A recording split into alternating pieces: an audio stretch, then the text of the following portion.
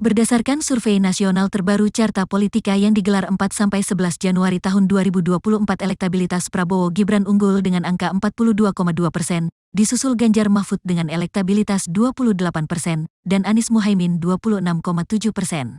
Dalam survei ini diketahui sebanyak 3,1% responden menyatakan tidak tahu atau tidak menjawab.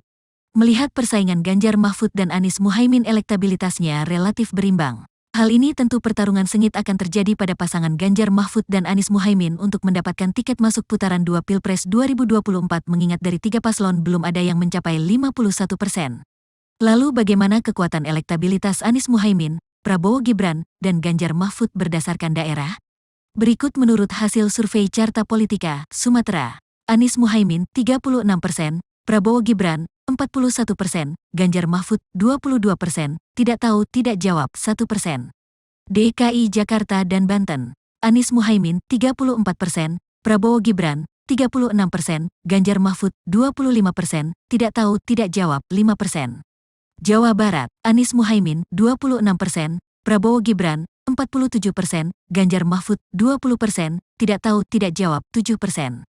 Jawa Tengah dan di Yogyakarta. Anies Muhaimin 14%, Prabowo Gibran 35%, Ganjar Mahfud 47%, tidak tahu tidak jawab 3%.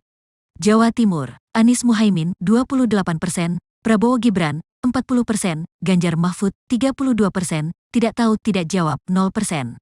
Bali, NTB, dan NTT. Anies Muhaimin 8%, Prabowo Gibran 52%, Ganjar Mahfud 37%, tidak tahu tidak jawab 3%. Kalimantan. Anies Muhaimin 26%, Prabowo Gibran 49%, Ganjar Mahfud 24%, tidak tahu tidak jawab 1%. Sulawesi. Anies Muhaimin 39%, Prabowo Gibran 42%, Ganjar Mahfud 13%, tidak tahu tidak jawab 6%. Maluku dan Papua. Anies Muhaimin 17%, Prabowo Gibran 50%, Ganjar Mahfud 28%, tidak tahu tidak jawab 5%. Survei diketahui melibatkan 1.220 responden berusia di atas 17 tahun dan tersebar di seluruh provinsi di Indonesia. Survei Carta Politika ini dilakukan dengan metode multistage random sampling. Survei dilakukan secara tatap muka dengan margin of error di angka 2,82%.